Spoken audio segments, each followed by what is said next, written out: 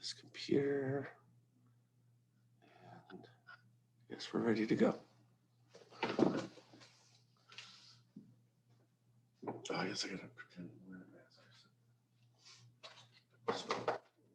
Oh, I hate this one. It messes my hair up. I got my hair cut, so I won't mess it up. Where'd that other one go?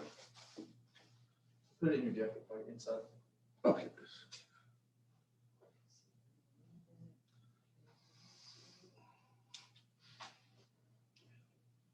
Pretend I'm wearing this one. Yeah, forget it. Sick of the fraud. You guys can hear me if I wear a mask. We should have made a rule that like I'm exempt from wearing a mask or something. All right, so we left off, we were talking about chapter 2, and I told you today I'm going to tell you how to get rich. The traditional thing you would get in a mainstream economics course is that economies grow by increasing the quantity and or quality of the real factors of production, okay? You simply produce more capital goods, you improve the quality of labor through education, you introduce new technologies, any of those factors of production, increase quantity and quality of them, and you'll get economic growth, okay? I already told you that that's not true, okay?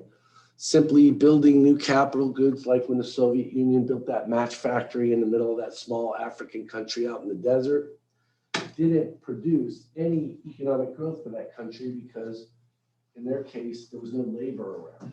You didn't have what we call complementary resources weren't available. Labor wasn't. If we put a nuclear power plant in Afghanistan, it would work, right? Because their complementary production, you know, the rule of law, let's say, right? That, you know, if we put it there, you know, the Afghan government might steal it, the Taliban might blow it up, the US might blow it up, thinking a terrorist went inside, right? All those other things. And then we talked about technology, and I told you that we take people from all over the world, from very poor, bad countries, you know, what Donald Trump would call, you know what, whole countries, right? And we educate them, we give them our technology, and they go back. And people are still making thread with a pebble instead of with a cotton mill. Okay, there's a reason for all of that. Okay, so then here we're going to talk about. Here it is. I got to take this out and put it in the other computer so I can start. How to get rich. Okay. It's more to it than just developing capital goods. Now, if you take a mainstream course, you'll get that last little bit, okay? Now, when we talk about economic growth, this is important, okay? Here in the US, do we want better standards of living? Yeah, of course we do. We want better food, we want more food, maybe. I don't need more food. I don't need more food, do I? I mean, I'm fat, aren't I? You're calling me fat? She just called me fat. You used to be somebody that I considered giving an A to, but I'll be seeing you next semester. So I'm put on your report card, F for fat. You call me fat. I'm ugly too, aren't I? Yes, I am. See, this is horrible. Gosh, fat and ugly. Stupid? Am I stupid too? She's not answering that one. She thinks I'm stupid. All right. You and my wife combined. Thanks. All right. Now, we're going to talk about how to get rich. We're going to talk the same things under capitalism that can make you as individuals rich, can make an economy grow or an economy richer. And we need to produce more goods and services. We're maybe supporting larger populations. We want to increase the standards of living for our people, okay? And now think about that, and now think about some little small country, right? Think about some place in in Africa or in the middle of Southeast Asia, maybe like Cambodia, right? Has anybody watched travel videos of Cambodia? There's some people that live in the cities and they live fairly, they live better than the people in the countryside, I'll tell you that. But you'll see these people go out in the countryside and there are literally war veterans sitting outside of a bridge selling roasted cockroaches, food. Yeah, and people buying and eating them. Not because it's a delicacy, but because it's all they have. And that selling of the roasted bugs is sort of their military retirement. You could go to places in Africa, right, where people live in dilapidated homes without electricity, right? You can go to a lot of third world countries, California and Texas, evidently, and you can see people who live with rolling blackouts. I've been in countries where electric supply isn't continuous. Especially in the summers or something, where when people try to turn their air conditioners on, if they have them, the power grid will get overburdened and they'll have what they call a brownout or even a blackout for several hours a day. Sometimes they try and schedule it. If they it's between 4 and 6 or something, right? In the afternoon, it gets really hot or whatever. And sometimes 6 o'clock, they'll turn the power right back on. Okay. So we would like to see those people also experience economic growth so that they can have higher living standards and support larger populations. Okay.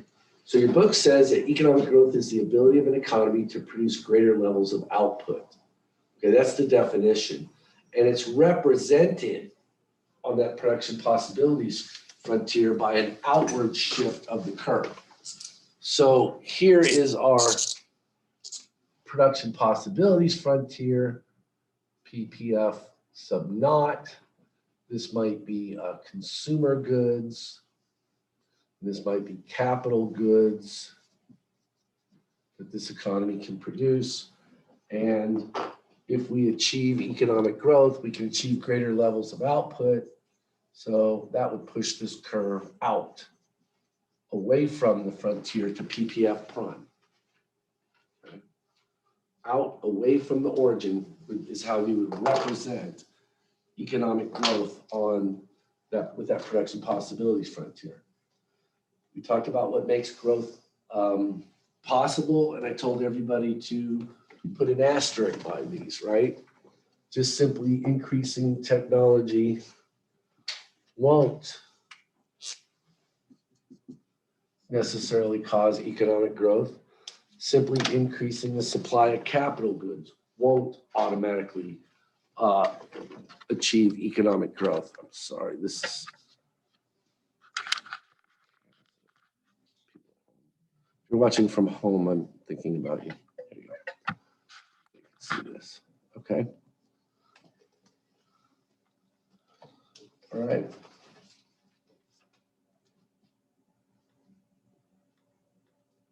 So the traditional story is any increase in the quantity and or quality of the factors of the real factors of production can cause growth, and that's how you would represent it. That's a myth, okay? It's just simply a myth. Now, what we can say is that if a country doesn't invest in new technologies, that everything else being equal, the economy will grow, okay? So, well, I'm not saying we shouldn't invest in new technologies. I'm not saying that we shouldn't, go to these small, poor countries and try and increase the technology there. But in and of itself, that's not enough. Okay. Now, this is your book's definition of investment. And this shows you sort of how detached mainstream economics is from reality. Okay.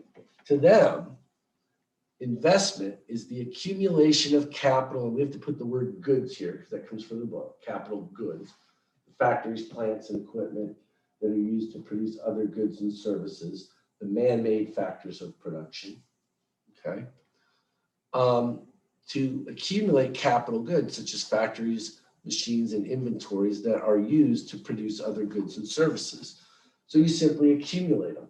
Mainstream economics treats these things as though they literally fall from the sky. And that's because they ignore the passing of time, that factor of production we talked about in chapter 1. To them, cost, revenue, production, profit and loss, capital good delivery and production all occurs instantly. They don't recognize that these things occur in certain orders. Okay.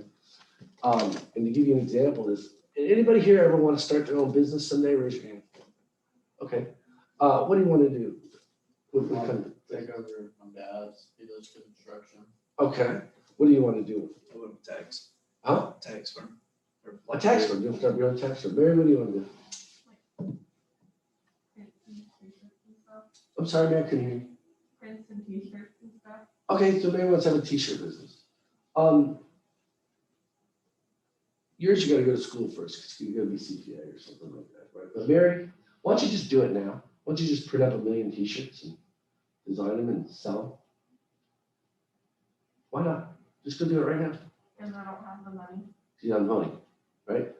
That's the major factor that people have to get over to start a business. I don't have the money. Now, what Mary really is saying is, I don't have the savings, okay? I haven't produced enough and consumed less than I produce so that I could acquire the savings to go out and pay to print up 1 million t-shirts, okay? I don't have the money. This is one of the key factors why people who want to start up businesses don't. I'm gonna tell you a story.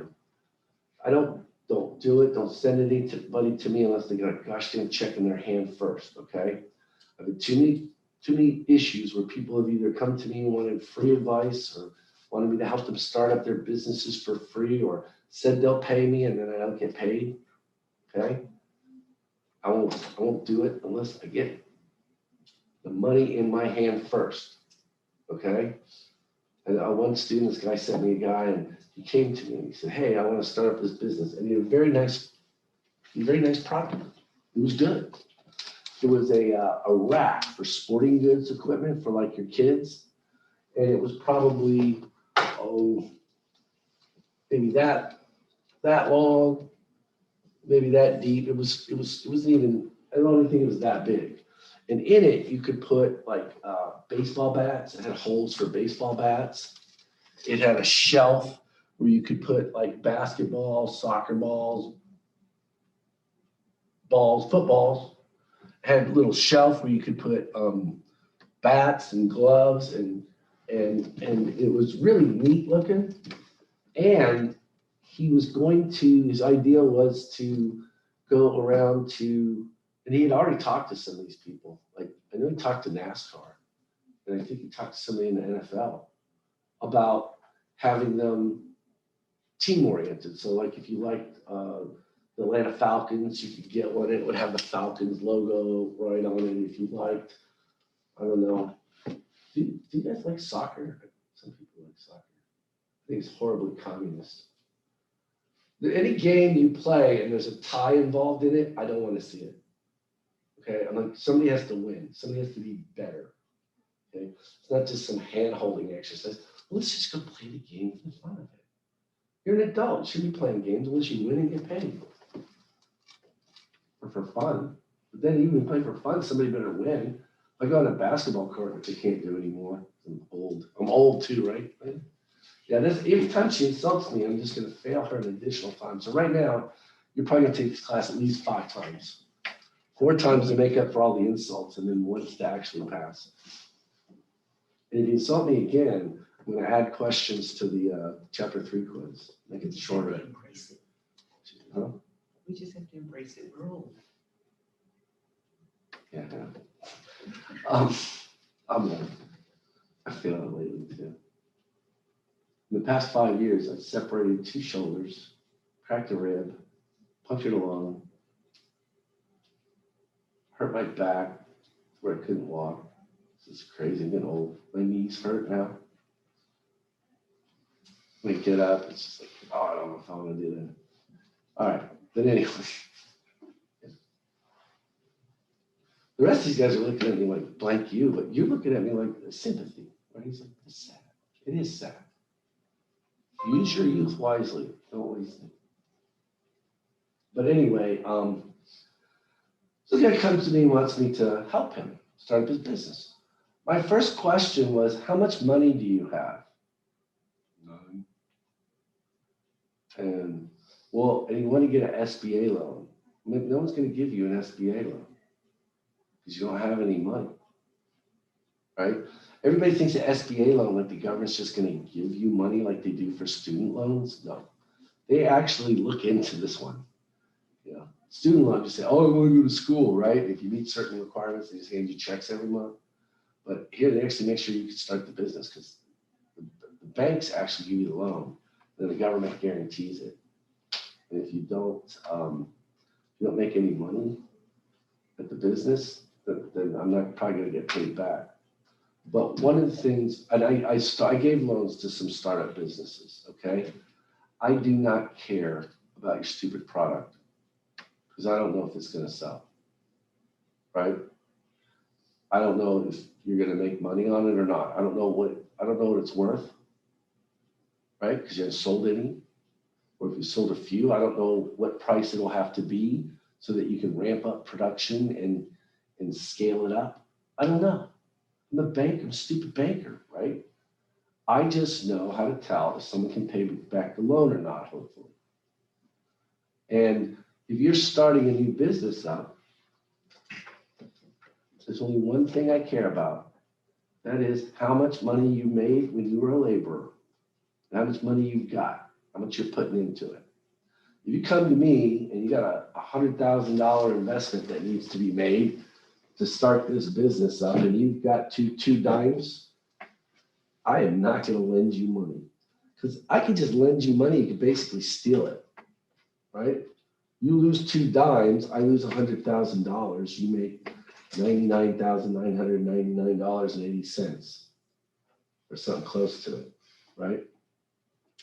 And maybe a product gets sold, maybe it gets made, maybe it doesn't. Okay. You have to have skin in the game. Okay.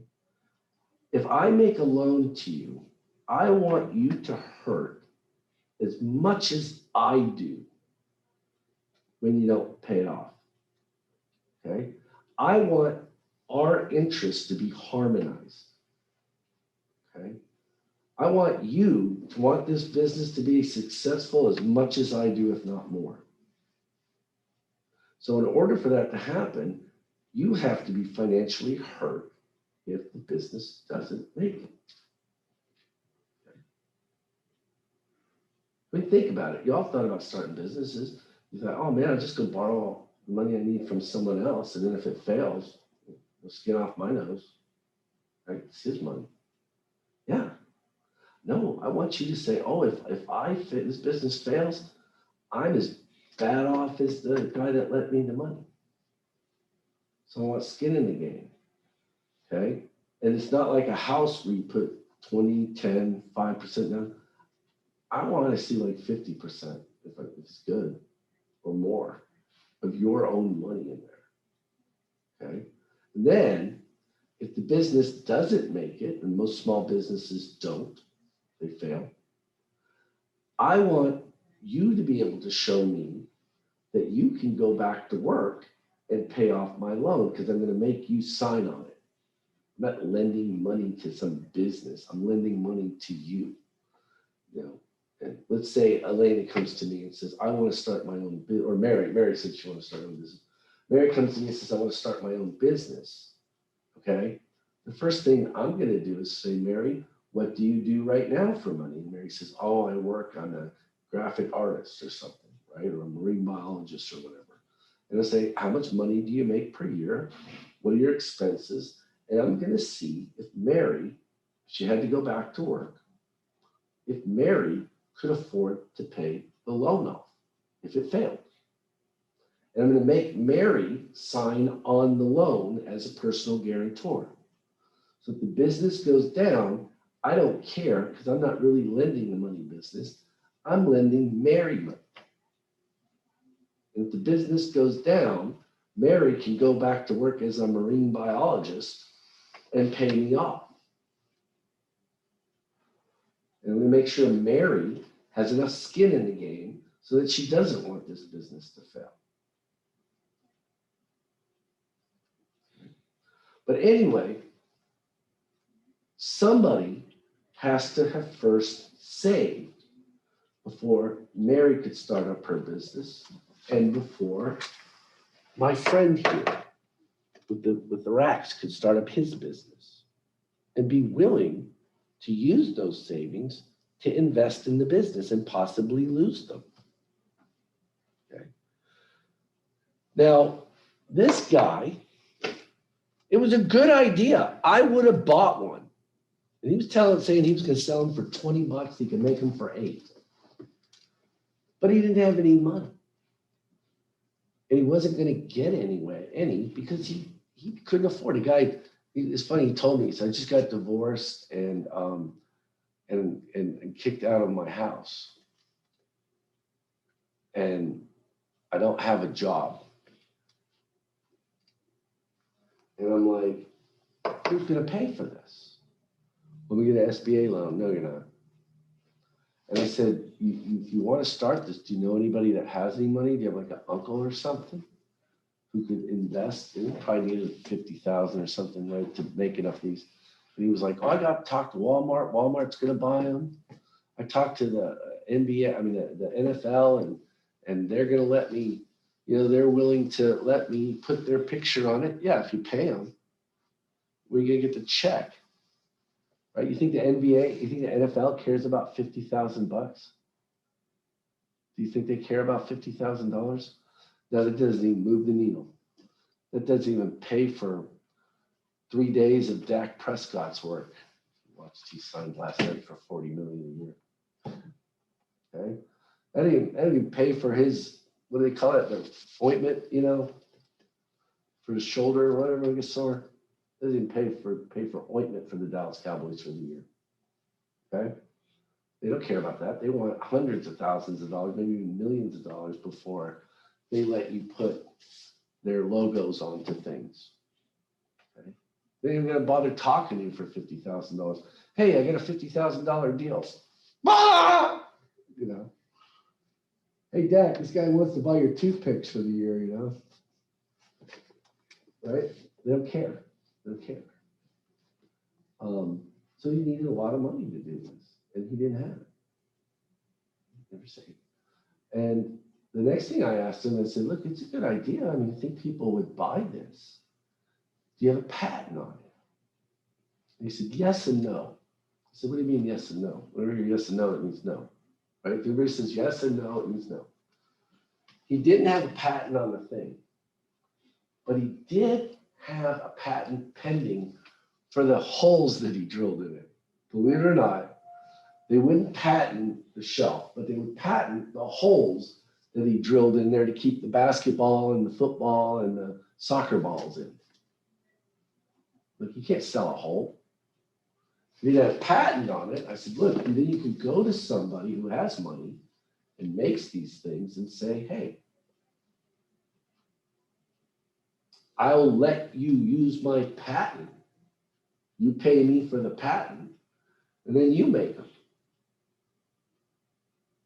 So it was sad. Like I said, this guy spent a lot of time on it.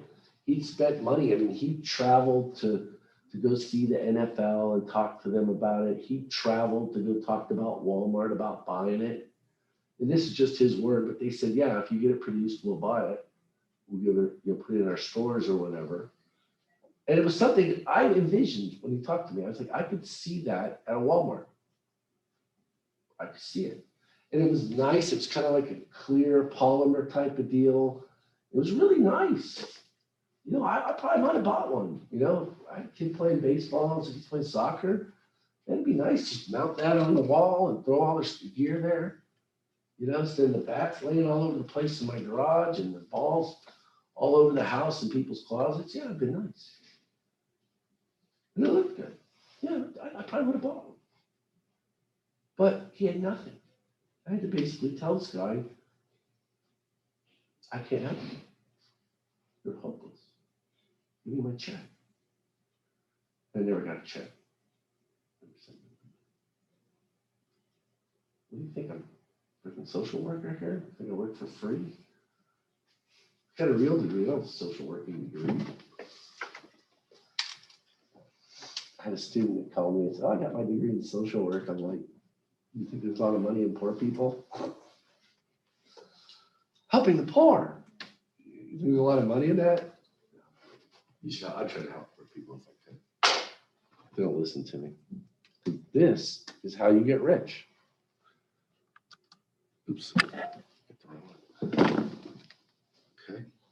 Now, if you're lucky and you take a mainstream class, they might tell you this part of it. How to achieve economic growth, how to get rich. And here, we're going to use a Robinson Crusoe model. A Robinson Crusoe, does anybody know who Robinson Crusoe was? Tom Hanks played him in that movie with the soccer ball? No, he didn't, but it was based on his story. He was a writer, an English writer, in, I believe, I thought I had it written on here. I don't. Nope, I don't. It's a book by Daniel Defoe. It was written in like 1760s. And it's a story about a very well-educated man, a ship's doctor, Robinson.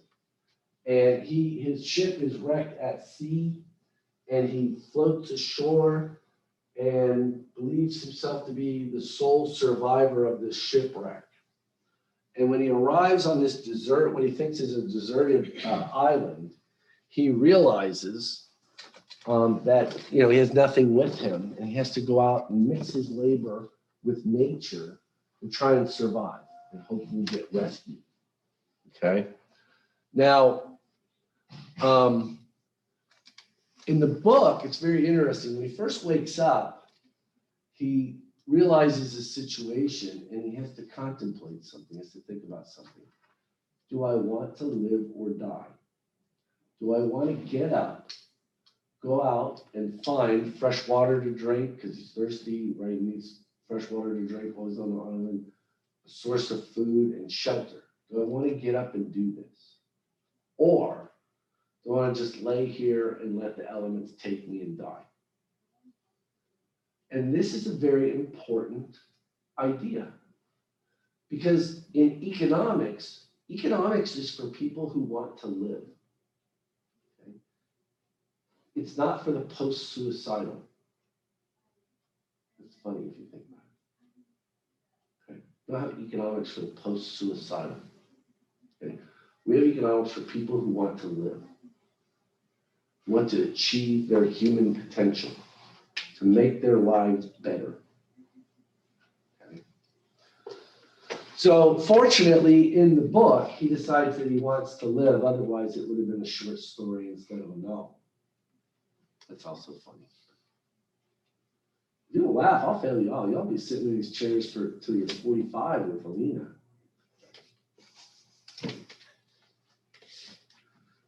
That's something for her. 45 something for her. That's a long time. Okay, so Robinson gets up, and let's say very quickly he discovers a cave for shelter, a freshwater stream on the island to drink out of, and a pool of small fish to eat. Okay, so the things that he needs to survive, he's found on the island. Now, in order to survive, Robinson is going to have to catch fish. Okay, now we're going to assume here that Robinson, because he was a well-educated man, we're going to assume that he knows every single technique, every single technology that man has ever developed to catch fish. All the way from the most rudimentary way that the most primitive man ever caught the first fish with his hands, okay, all the way up to building the most advanced fishing trawlers with GPS and sonar and stuff like on Deadliest Catch. And he knows everything in between. Everything that man has ever known about catching fish, Robinson knows, and brings this to the island.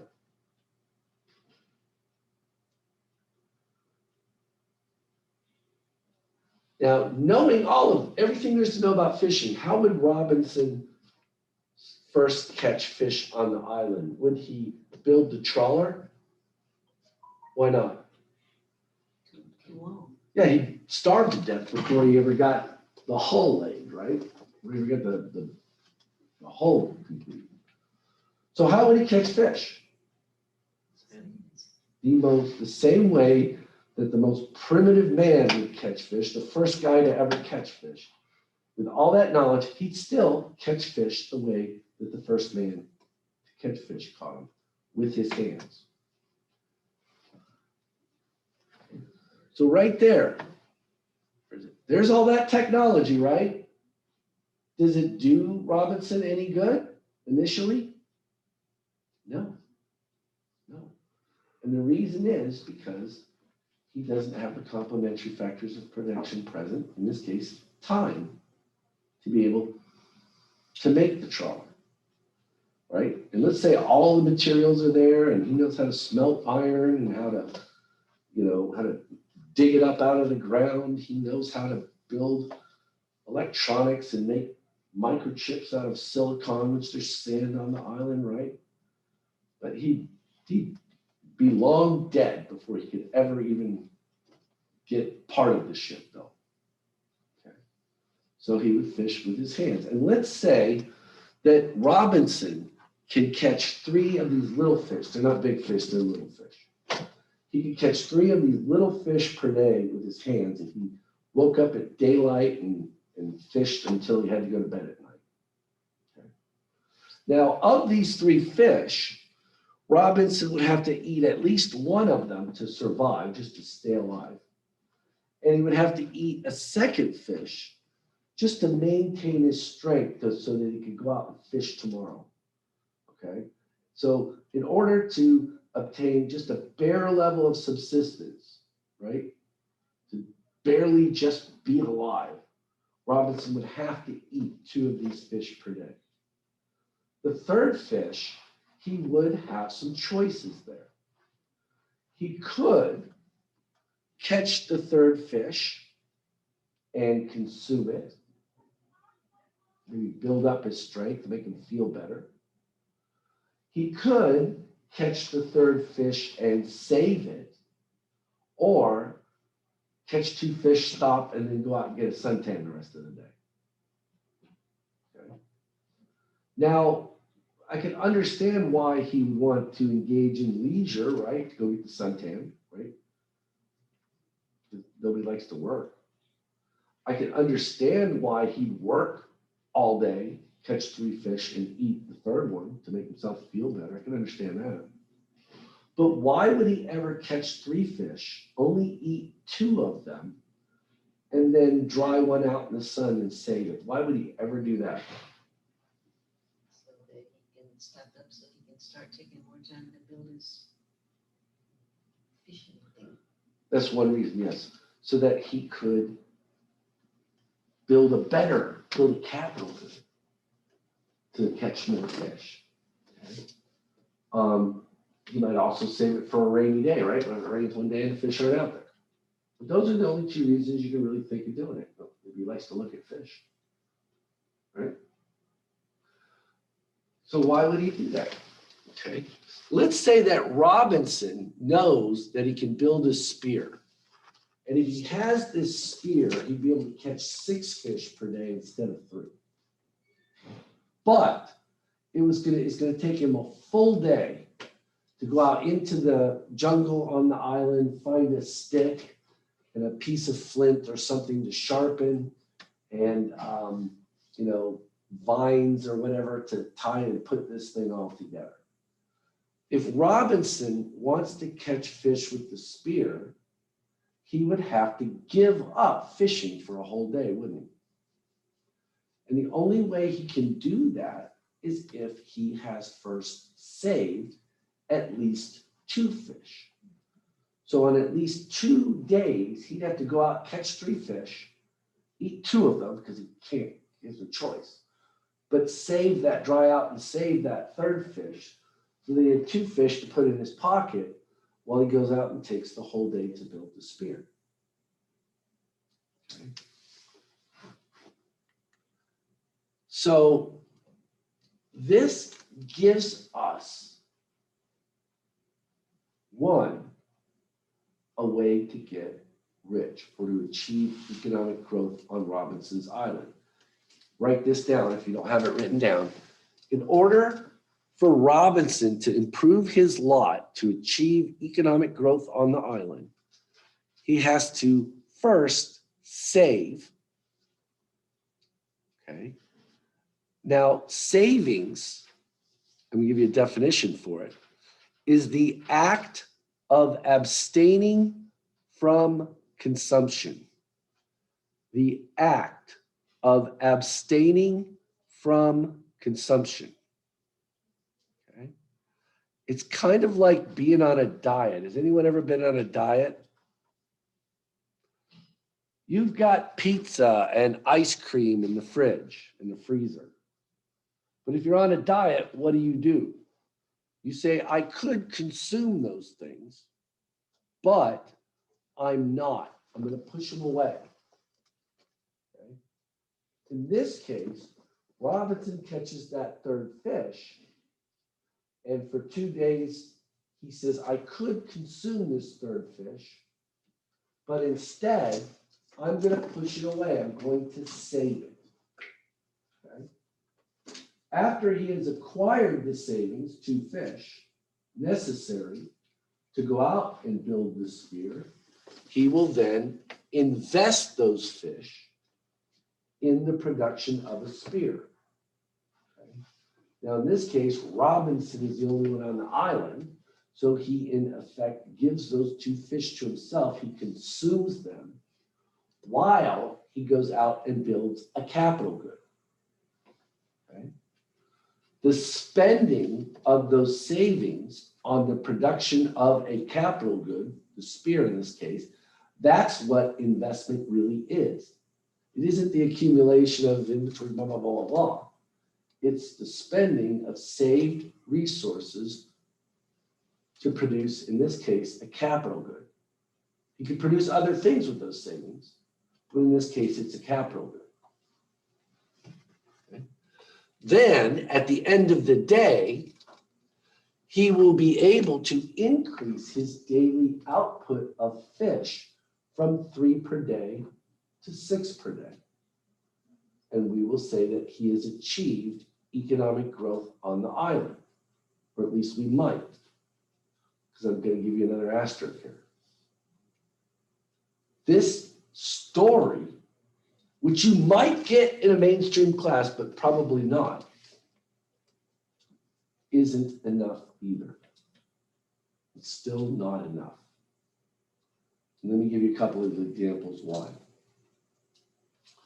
Let's say that Robinson does all of this. He's produced the spear. He gets up the next morning.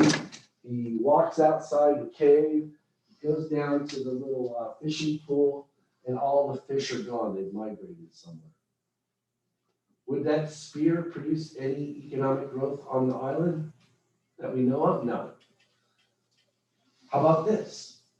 Let's say instead of waking up in the morning, going down and seeing the fish gone, let's say Robinson wakes up first thing in the morning with his brand new spear, the most important thing in his life, right? It's going to allow him to increase his output from 3 to 6 fish. He can eat more, he can engage in more leisure, he can invest in more savings to build more capital goods to make his life even better and easier. And instead, he looks out onto the horizon and there's a rescue ship coming to get him. What happens to that spear? The most important thing in his life, what do you think would probably happen to it? Bloop! Drop it and forget it. It would go from being the most important thing in his life to something he never thinks about again. In this case, Robinson might not forecast future conditions correctly. Okay? He doesn't need the spear if the fish are gone. He doesn't need the spear if a rescue ship comes. So here's how we would draw this. The mainstream would draw this. Okay, I'm going to give you, actually, they would draw it this way. I need a black pen. I don't think I have one. Okay, blue, red, or use green. Or purple. Blue, that's blue. Okay, I'm going to use purple. Okay. Now, Here, this is Robinson's initial production possibilities frontier, okay? He can catch 3 fish per day. He can build 1 spear per day. And then I connected him with a boat out shaped line that demonstrates that law of increasing opportunity cost that we talked about last class. Okay. Now, after Robinson builds the spear, I've pushed this production possibilities out frontier up, not out, but up on the fish axis from 3 to 6. We said that once he's produced this spear, he can now produce 6 fish per day instead of 3. Okay. What should I do with the x-axis?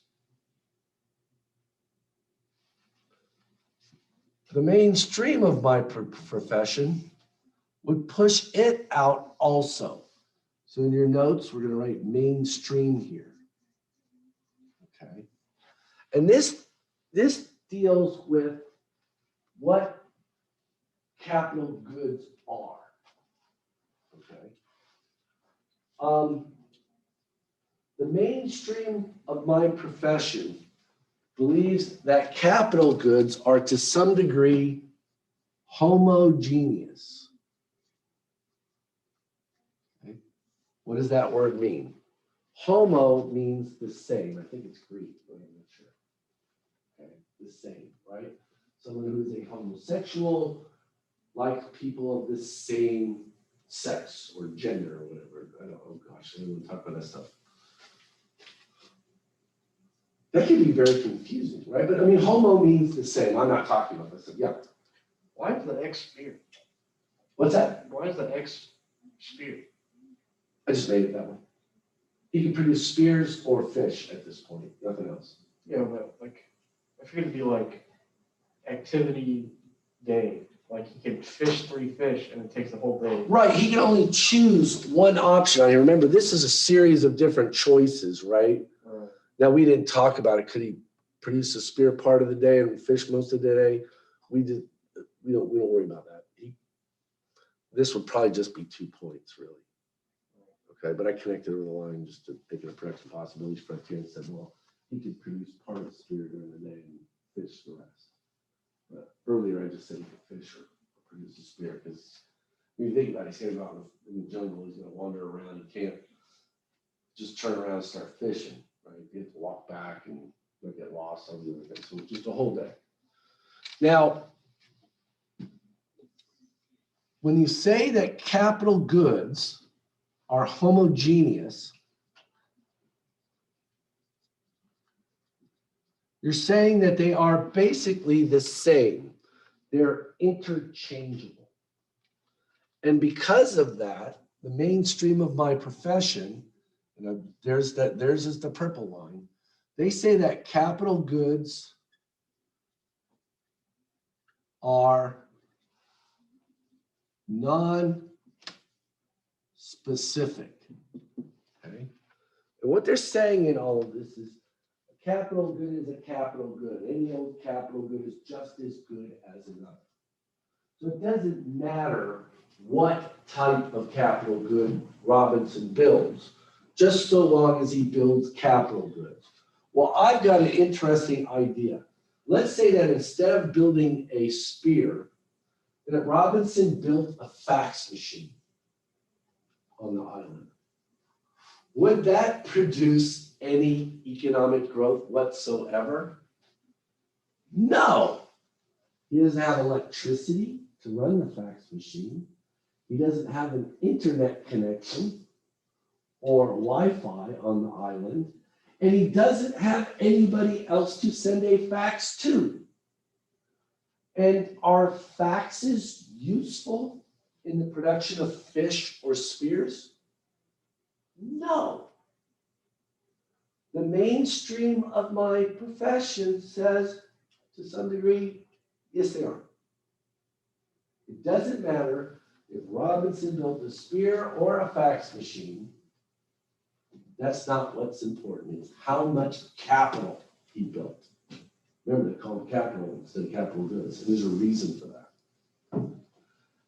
And that is so that they can make this ludicrous assumption.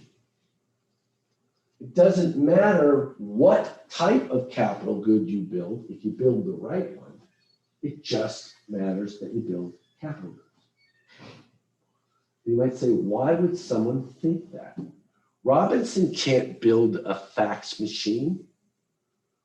Robinson couldn't build a supercomputer and achieve any growth on that island. That's not right. The reason they do this is for a number of things. One, the mainstream of my profession tries to make predictions. Remember, we said that Milton Friedman said, and he was a famous economist, said that a positive science is able to make predictions about phenomena not yet observed. And that the theory underlying those predictions doesn't have to be truistic, it doesn't have to be true. In other words, we can make untrue assumptions in our models, and that doesn't invalidate them. Instead, we look at how well that model, with that untrue assumption in it, does at predicting future phenomena.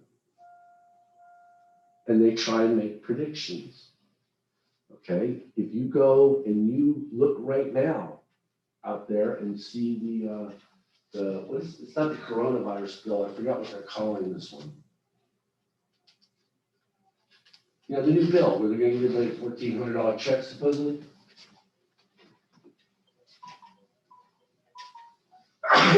Janet Yellen, Secretary of the Treasury, former chairwoman, first chairwoman ever of the Federal Reserve Bank of the United States under Obama and Trump, said that this is going to be like the New Deal and produce all kinds of economic growth. Does anybody believe this?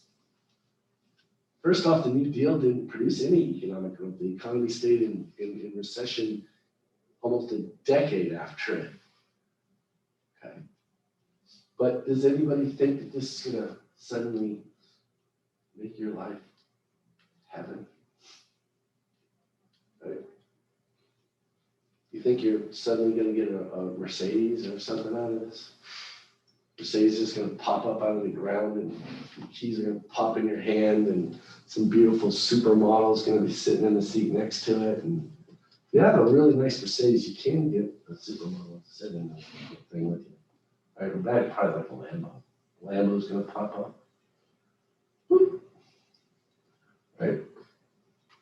You think your life is gonna be more certain and you're gonna be able to retire earlier and enjoy the fruits of your labor sooner or better because this $1.9 trillion bill is being passed?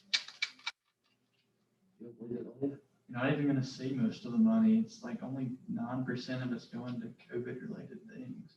The other It's more than that. I mean, everybody's gonna get that $1,400 check as long as they make less than $100,000 individually, or I think 150 combined.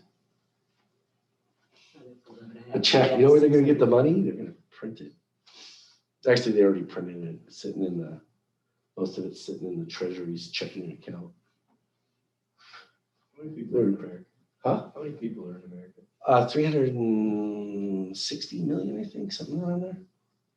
It's in the 300 and some million, it's like 360, 370.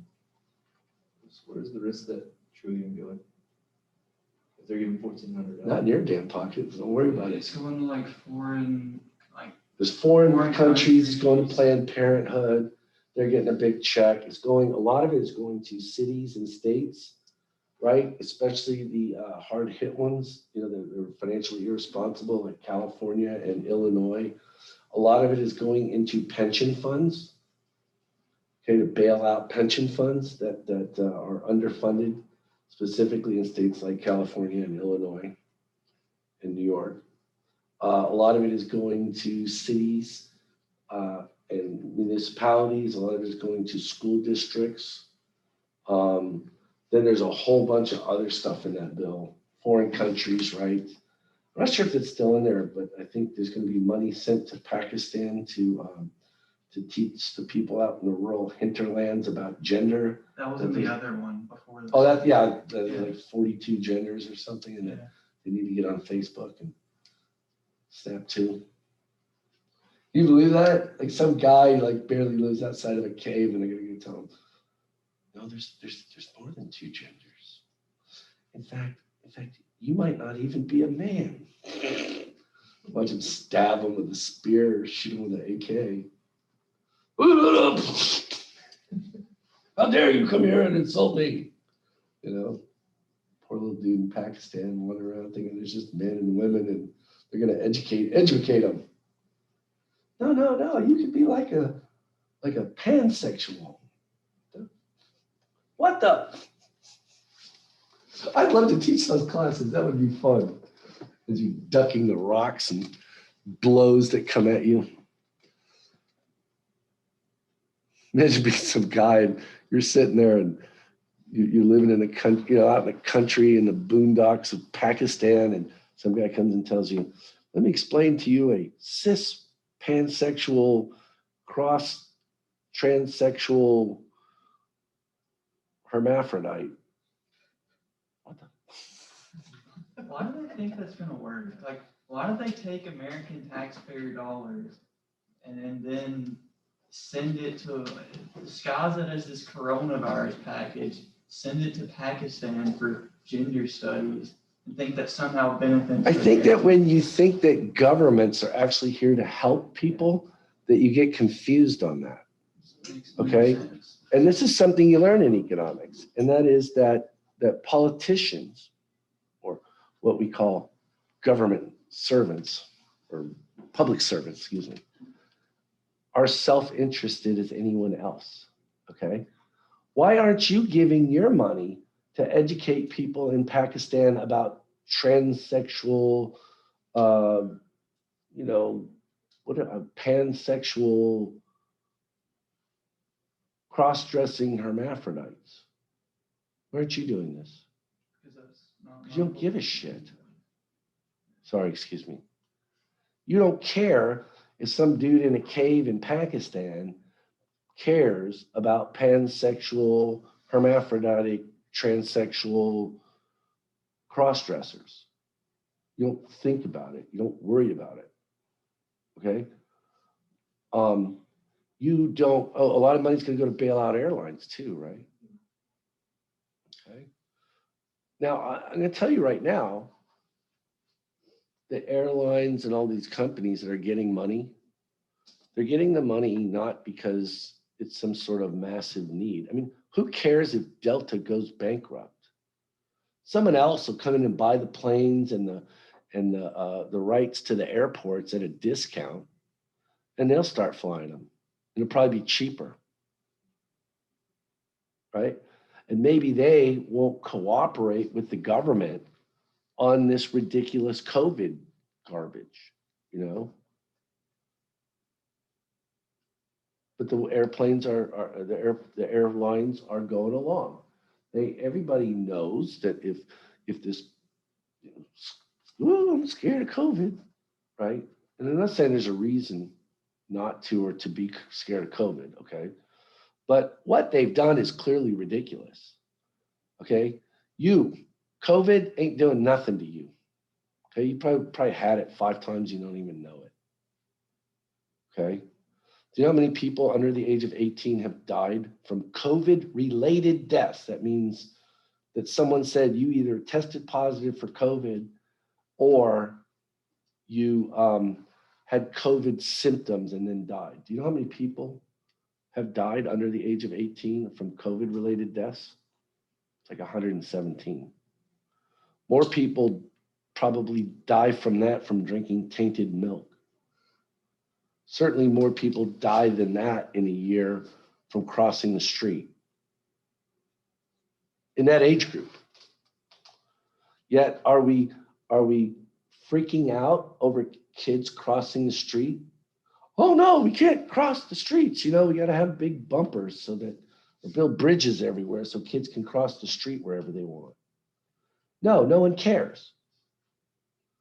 Except parents. And that's why they raise their kids and tell them, look both ways. Right? In case you don't know, Mary, the rest of you, left, right, then left again. Yeah, left, right, then left again. Okay, then you can cross. Okay? We realize that there's going to be some people who die crossing the street. Some of them are going to be under 18 years old. It's a tragedy, but, we can't do anything about it. While we're shut down almost every school in the country for COVID, for a bunch of people who aren't going to die from it. Aren't even probably going to get sick from it, hardly. The people we should be protecting are people in nursing homes, people with comorbidities, right? Like my dad or, people that old and older people, right? Over 70. Those are the people we should be protecting, right? And I don't know, by maybe not putting people with COVID in nursing homes, by,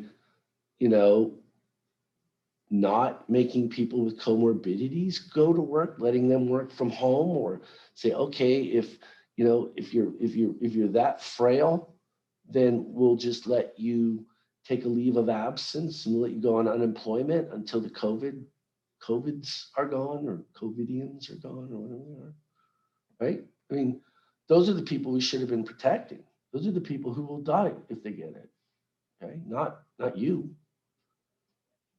I mean, if I were you and someone offered me $1 billion to take some COVID, I'd probably take a little bit. So yeah, give me a shot of COVID. Throw in some flu with it. Because nothing's going to happen to you, probably. Me, I catch it. Maybe I might kick the bucket or something. I don't know. I already had it, I think. I didn't die. All right? But they're getting paid for playing. They're not bailing out the little restaurant around the corner here, are they, that went under? They don't care about him. Because he doesn't make campaign donations. He doesn't go along with the game. They can just force him to do it. He's got no power. But if they're paying off the people they probably shouldn't be paying off. And they're bribing everybody with a $1,400 a person COVID check, so no one will nobody will complain about it. No one will revolt over it. I mean, you look at it, the Biden people, they don't trust you. Right? Go to Washington, D.C. right now. It's a military camp. They don't trust you. And if they can buy you off for $1,400 of other people's money, that's great, and do the things that they want to do, rather than have you protesting and have to, shoot you with rubber bullets or something. They'd rather do that. What would you care if it ain't your money? What if I told you, hey, you can pay these guys here any amount of money you want, and I'll pay for it, right? To get them to do their homework tonight. Would you care how much you paid them? No, because it ain't your money. You think, and I'm not picking on them specifically, it's all politicians, right? You think Joe Biden cares how much of your money he's got to give to the airlines to get them to do what he wants them to do? Do you think he cares how much of your money he has to give to every household in this country to get it done? You think Donald Trump did? But Biden, he supposedly doesn't have any money. It's all in his son's nose. But Trump had a lot of money, right? Did he pay you any of his own money to stay home for COVID-related issues? Give you a heck of a lot of other people's money. It's the best kind of stuff to have, is other people's stuff, right? What's the best kind of car to drive? A rental. You ever drive? How many people have ever driven a rental car? You ever check the oil in it? Would you? If I saw you checking the oil in it, I'd laugh. I'd say, what are you checking the oil in that thing for? It ain't yours. I love driving rental cars. Like out here, that little parking lot over there across from the gym and that. If I were parked on this side of it, you think that curb would bother me? You think I'd drive all the way around to the end and back if I was in a rental car? Man, I would Thelma and Louise that thing. I'd just be like, whoa, hopping right over that thing. I've driven a rental car. I've flown one once. Take them off road. You know, if any of you guys could get a date, you could take a girl mudding in a Toyota, what are those, Prius? If it ain't yours, I'd take her mudding in it. Yeah, come on, baby, let's go mudding in my Prius. They can float? Yeah. Oh, maybe we take it for a cruise. I was young enough I could get a date. Come on, I wasn't married to your mother. Come on, let's go for a cruise in the Prius. Heck yeah. But yeah, OPM, other people's money. It's the best kind of money to have, right? Think about it. What's the best kind of girlfriend or boyfriend to have? Somebody else's, right? He takes you out, spends money on you, and tells you how wonderful and pretty you are, and then goes back home and some other woman picks up his socks and watches him eat. Okay. Guys, you go out, have a nice time with her, have fun, and drop her back off at home, and someone else has to listen to how her day was. Listen to her complain. Right? Complain about him. Kate's looking like, yeah, that is right. It is, but it's immoral. Okay, it's immoral. Yeah, that's what government officials do. They work with other people's money. Like somebody else's husband or girlfriend, whatever. I don't care what happens to her. As long as I get to have my fun. Right? So anyway, that's how they draw it. And they say that these things are non-specific. So any piece of capital is just as good as any other piece of capital. And the other sort of part to benefit to them of doing that is when we get to talk about whether or not governments are good at investing. Okay. The Austrian view I've drawn here in the red. That's the red. You can see I went up on the y-axis, but I didn't change anything on the x-axis. If you build a spear, is that useful in producing other spears? I mean, will it help you find the stick? Will it help you sharpen the stone? Will it find rope for you and tie it on? No, probably not. So I didn't push it out on the spear axis. I left it there at 1. The Austrian view is that capital goods are heterogeneous. Okay. That word hetero means different, right? Like a heterosexual, right? They like people of a different gender. That was when there was only 2. Now, if you say, oh, I like people of the other gender, that's like 45 other choices left. Yeah, don't like my own, but anything else goes. There's 45 other choices out there. Okay? And the Austrians would say that capital goods are specific. Specific. Okay?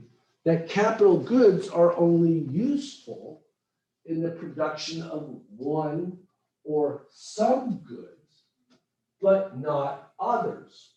A fax machine is good for producing faxes and copies, but not useful in the production of fish. Okay. This creates an issue.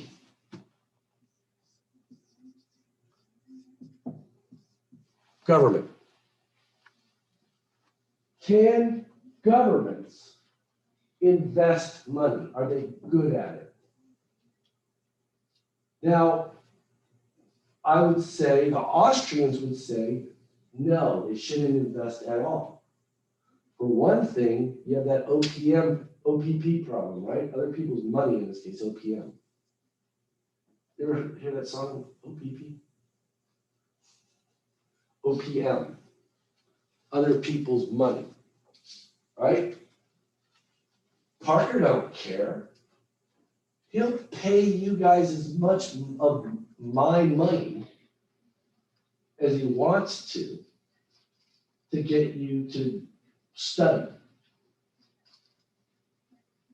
Parker doesn't care to study. Okay? Joe Biden will pay as much money as he needs to you so that he can bail out the airlines and pay for Pakistani children to learn about transgender, cross-dressing hermaphrodites or whatever, non-cis. I don't even know what any of these things mean, so if I'm insulting you, I have no idea. A pansexual, I thought that was somebody that had like a kinky thing for frying pans. If that's your game, go play it, man. Just don't ask me to play. Keep my pans and pots and pans out of it. I still don't know what it means. I don't care. I know what I am. That's all I worry about. Okay? But it does make funny jokes. What if you were like a plate section? Then those are people who want to date plates. Get your filthy pans away from me. I don't like plates. Sicko, degenerate. I can do like pans. Everybody knows plates are where it's at. I only like the egg beater. The pots and the plates are nowhere near good enough for me. I like the spatula. All right. My gosh, you could just have like 80 genders in the kitchen alone. I'm a garbage disposal guy myself.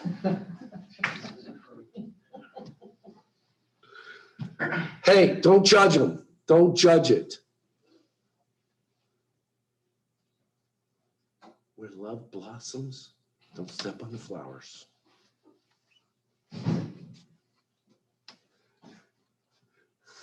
I don't know what any of those things mean. I swear I don't, but I'll look it up after class. Then I'll stop saying it. I'll say, oh my gosh, that's horrible. How could you offend somebody like that? You have a right to pots and pans. Who am I to judge? To float your boat, set sail, man.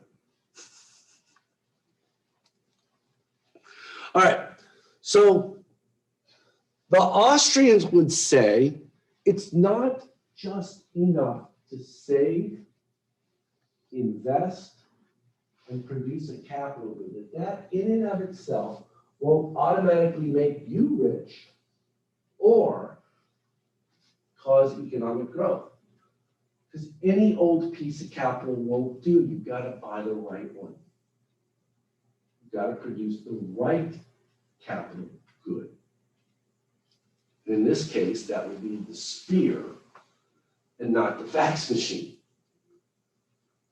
So that's, do I need to even go any further? Do you realize that purple view there is wrong? Does anybody disagree with me? Does anybody here want to say, yep, if Robinson had produced that fax machine, we'd have more fish to eat? Anyone? Anyone? No, of course not. You'd be stupid to think that. Well, guess what you'd also be stupid to think? That government can invest and produce economic growth. Okay?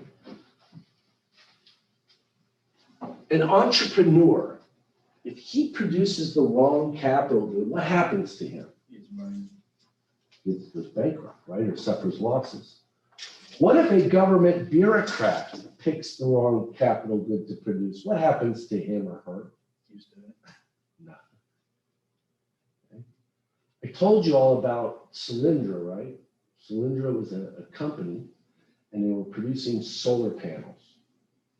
And the government had a program that started under Bush, and the loan was actually started under Bush and given out during the Obama administration, and everybody tried to crucify Obama for it.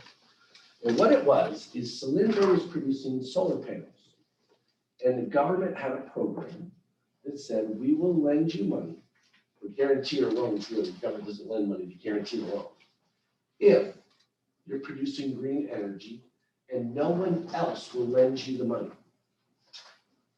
So Solyndra went to the banks, couldn't get it, weren't big enough to go to the bond market.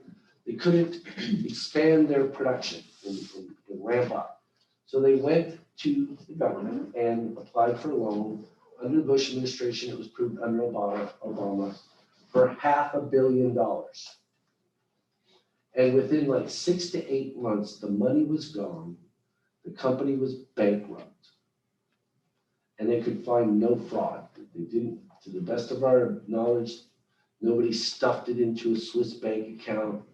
Nobody, hired their cousin and overpaid for something and then the cousin gave a kickback. None of that. We never found it. And I was watching CNBC one night, not CNBC, was it? No, it was Fox Business News. And they had a guy on from Silicon Valley, a CEO. And they're asking him what went wrong. How did this happen? How did the government lend out $500 million and within less than a year, the money's gone and the company's bankrupt? How did this happen? And he explained a couple of things. One thing, basically he said that the people at Solyndra did not correctly anticipate future human wants and needs. That they were producing solar panels and there were 2 technologies. And the market had kind of decided that this other technology, the one Solyndra wasn't using, was the superior technology. And this was how the industry was going to go. So they wouldn't lend money to Solyndra because Solyndra was using this technology that the market had sort of refused to acknowledge. The other problem, and probably the bigger problem why it went so fast, was he basically said that Solyndra bought the wrong capital goods. So write those 2 things down. Solyndra did not correctly anticipate future human wants and needs. Someone else did it better, right? They were using an inferior technology. Okay, Tesla making solar panels at the same time around? Is that? Wasn't Tesla also making solar panels back then? Yeah, Around the same yeah. time? Yeah. And they were using those. I assume they were, yeah. No, theirs are nice enough to catch fire for you. Yeah. Burning in place now. They're still- Walmart was using them and then Walmart cut back because they kept catching fire. I'll be honest with you, I don't know if there is a right solar technology right now. It's unreliable and it's more expensive than fossil fuels. But anyway, so they incorrectly anticipated future human wants and needs. And the second thing he said was they produced the wrong capital goods. Okay, and he said that typically if you do business in Silicon Valley, it's very expensive. The land, buildings, all of that, labor, very expensive. So typically, most firms will start up in a garage or a tin shed, right, in a little place, right? And then, because they don't make profits, and then later on, they won't build a factory there. They build the factory in China, and they produce the things that they make in China cheaper. It's very expensive to produce in Silicon Valley. And he said what Solyndra did with the money was they built a grandiose production facility and office complex in Silicon Valley. And that was the wrong capital good to produce. It was too expensive. They couldn't generate the sales to support it. So he basically said they bought the wrong capital goods and they didn't correctly anticipate future human wants or needs. That's what I'm trying to teach you here, okay? And what do you think happened to the bureaucrat that made the loan to Solyndra? Collecting his paycheck. Kept collecting his paycheck, probably retired now, and you're paying his pension. Okay. If that were a private entrepreneur, what would have happened to him? He'd be broke, lost that money. Think about it, $500 million. You could buy a whole generation's life with that, probably 5 or 6 generations. Put that money in a bank account, make 3, 4, 5% interest on it. You could probably have a life of utter and complete wealth for generations with that money. Why would you throw it away? The government did, they didn't care. Okay? Now, what I just told you, I'm going to put more formally here and then I'll let you go. Is it time? Yes, sir. Okay, let me do this real quick because then we're done with this and we can start on chapter 3. Okay, now, Murray Rothbard in Man, Economy, and State lays out these 4 conditions which even Austrian economists don't pay attention to. Okay, how do we create wealth? How do we make the world a better place? How do you get rich and how does society get made better off? Rothbard says that you do need to produce capital goods and increase quantity and quality of the real factors of production, that you do need to save and invest to do that. But those things aren't enough. You also need to meet these following 4 requirements and then you can go home. Number 1, this is how you get rich. The things you produce must be goods. They must be demanded by someone. Imagine if we all invested in a cigar factory. We're going to make fancy cigars here in Gadsden. Probably not a good idea. But we do this, and it's going to take us 2 years to get the plant built, to get the tobacco in, to get workers and hire them and buy the machines that we need to make all of this stuff. It's going to take 2 years. And somewhere along the way, we like to say Joe Biden, but we all know it's Kamala Harris. Kamala Harris comes out and says, we don't need Kamala Harris. People suddenly decide that they don't want to smoke cigars anymore. No one wants to smoke them. No one around the world. Everybody says, cigars are yucky.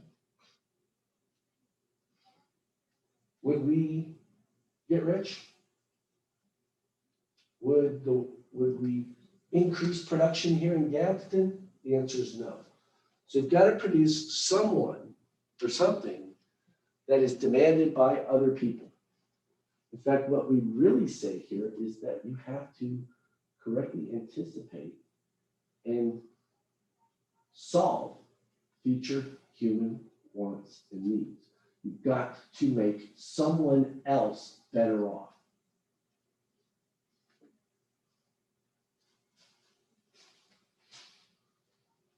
Number 2, the capital or technology must fit into the structure of production. Complementary resources must be available. Okay. You can't build a match factory in the middle of the desert where there isn't labor to work on it. You can't build a nuclear power plant in a country that is unstable.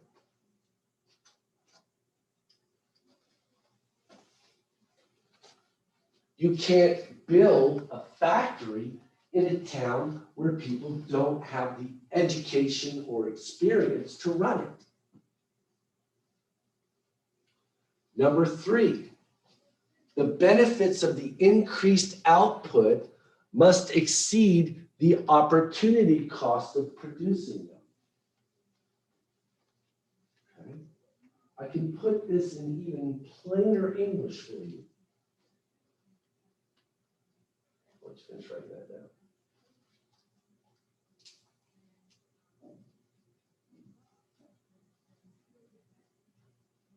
Of all the things you could have produced, or anyone could have produced with those resources, you have to produce the best one. Of all the things you could have used those resources to produce, you have to pick the best one. Because all those other things we could have produced with them, we can't if you use them to produce whatever you are producing, right? It's gotta be more valuable than any of the other things we could have produced. People have to be willing to pay more for those things than anything else you could have used or produced with those resources. So those things seem hard, doesn't it? Produce something that satisfies another person's want or need. Complementary resources have to be available when you need them. And what you produce has to be the best one. Well, now I'm gonna make it even harder for you. In order to get rich, in order for a country to grow, it isn't important if those things are true in the present. It doesn't matter. They have to be true. Those first three things have to be true in the future. Proper judgment must have been used regarding the new output. So it doesn't matter if what I produce is the best thing now. It's got to be the best thing in a year when it's ready to go to market. It doesn't matter if it satisfies a future human need right now. It has to satisfy one in the future. It doesn't matter if the complementary resources are around now. They have to be there in the future. You have to make proper judgment. Judgment is the tool that we deal with in entrepreneurship, okay? Entrepreneurs are those people in our society who deal with uncertainty. Will there be a human need in the future for my product? Will it be the best of all the things that I could have produced with those resources? Will complementary factors of production be available when I need them in the future? Those are the things that entrepreneurs do. So if you want to get rich, you have to do those four things. And you might say, well, where can I learn them? Can you teach them to me? I'm going to tell you the truth. If I could do all those things and I knew how to teach people how to do it, that would be the last damn thing I'd ever do. Because I'd be rich. Okay? I'd be sitting on an island somewhere with people bringing me things and my toes in the sand. Okay?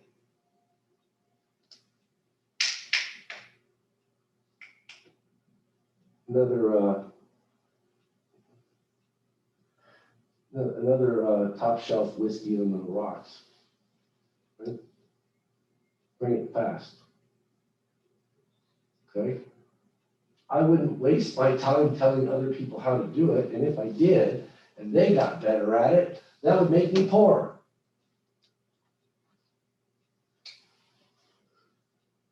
This is how you get rich. If you don't know how to do this, or if you aren't good at it, get someone who is. Let them make those decisions for you on what to do with your savings. That's what we typically do, okay?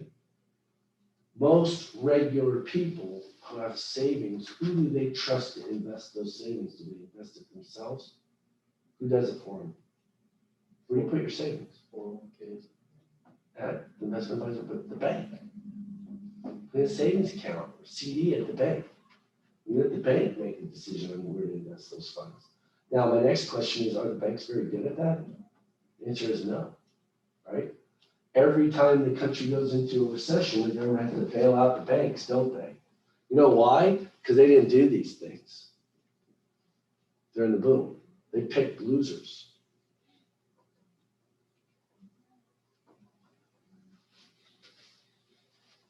So even there, it's not just enough to find someone that you know or believe knows how to do those four things.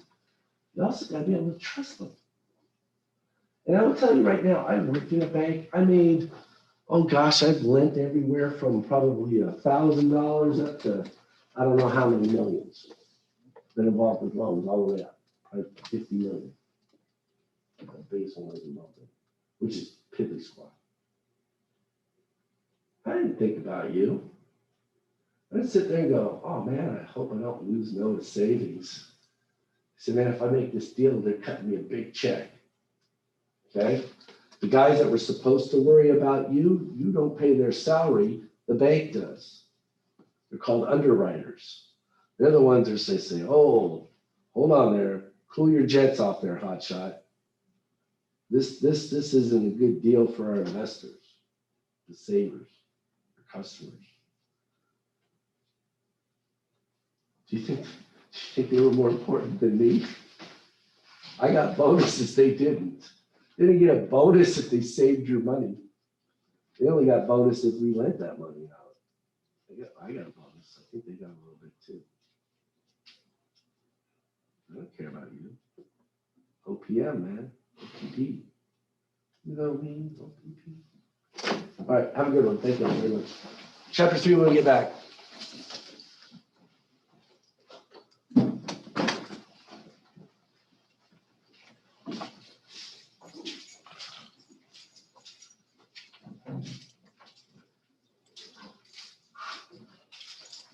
Mary, can I see you for a second?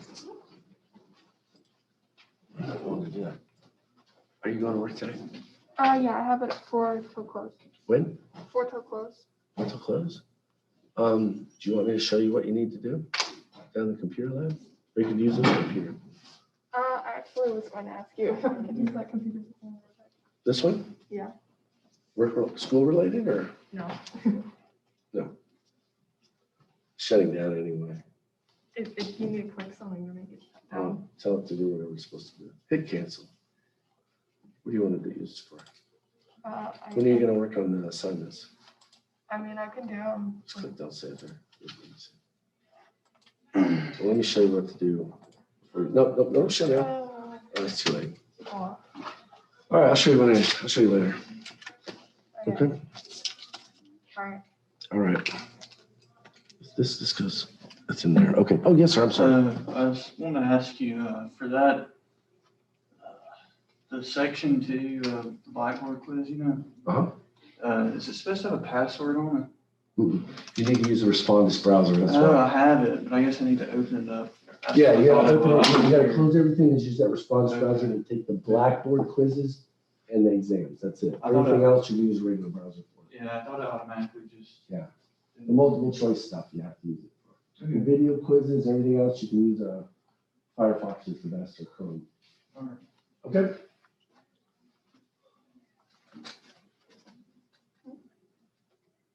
I'm gonna use the whiteboard. It doesn't work. The smartboard doesn't work? Nope. For real? No, for real, it doesn't work. Dang. You can write on it, How come it doesn't but it work? doesn't go to the computer. It never worked. It's too old. My department chairman's not even sure they make whiteboards anymore. That's weird. Yeah. Oh, geez. I'm still recording.